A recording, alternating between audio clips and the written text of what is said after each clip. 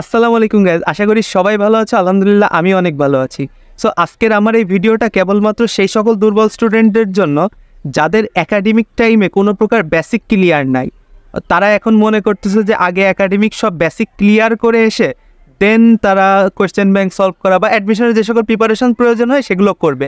But আমি তাদের জন্য একটা ছোট্ট সাজেশন দিই, ভাই তোমার এখন একাডেমিক বেসিক ক্লিয়ার করার দরকার নাই। তোমার হাতে সময় খুবই কম, তুমি একদম ভার্সিটিতে ফোকাস দাও। তোমার মেন টার্গেট থাকবে ভার্সিটি, যে কোনো একটা ভার্সিটি হইলেই তোমার হচ্ছে, মানে ভালো ভার্সিটি অবভিয়াসলি টার্গেট থাকবে। দেন তুমি জাস্ট কী করবা, জয়কলি বা অ্যাসপেক্টের যে কোনো একটা বই কিনবা। দেন সেই বইয়ে চ্যাপ্টার ওয়াইজ দেখবা বেশ কিছু এমসিকিউ আছে, পার্ট পার্ট করে টাইপে ভাগ করা, সেইগুলো তুমি এক এক করে করা শুরু করবা।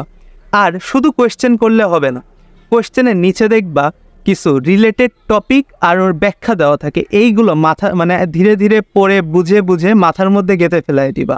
আর এইগুলো এরকম না যে আমি একবার পড়লাম একবারেই আমার সব মুখস্থ হয়ে গেল, বিষয়টা এমন না। একবার একটা জিনিস পড়ার পরে এক সপ্তাহ পরে যে সেম জিনিসটা আবার রিভিশন দিবা।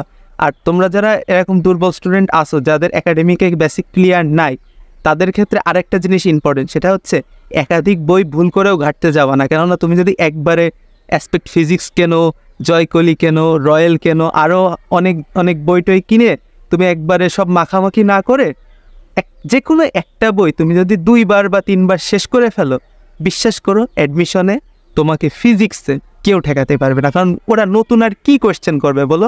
তোমার জয়কলির মধ্যে আছে কি সেটা আগে বুঝতে হবে। তোমার অ্যাসপেক্টের মধ্যে আছে কি ঢাবি জাবি রাবি যত ভার্সিটি আছে, পাবলিক ইউনিভার্সিটি আছে, প্রত্যেকটার পূর্ববর্তী সালের কোয়েশ্চেনগুলো দেওয়া আছে। এখন তুমি যদি কেবলমাত্র ওই কোয়েশ্চেন সবগুলো ব্যাখ্যা সহ উইথ রিলেটেড টপিকস পড়ে যাও, তাইলে তোমারে আটকানোর মতো কারোর সাধ্য নেই। ওরা কি কোয়েশ্চেন আকাশ থেকে ধরে তুলে আনবে?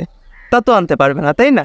ওরা সেম জিনিসগুলোই আবার রিপিট করে করে দিবে। হয়তো বা কোয়েশ্চেনের ধরনটা একটু হইলে চেঞ্জ হইতে পারে, কিন্তু সেমই থাকবে। তোমাকে আটকানোর সামর্থ্য টিচারদের হবে না। সুতরাং তোমরা জাস্ট কী করবা, এক একটা এমসিকিউ পড়বা, ওর নিচে দেখবা ব্যাখ্যা দেওয়া আছে, ব্যাখ্যাটা পড়বা, আর তার পাশে দেখবা কিছু রিলেটেড টপিক দেওয়া আছে, সেইগুলো জাস্ট পড়বে। এতটুক করলেই এনাফ, আর কিচ্ছু লাগবে না। বিশ্বাস করো, এতটুক বিশ্বাস রাখলেই হচ্ছে। আসসালামু আলাইকুম।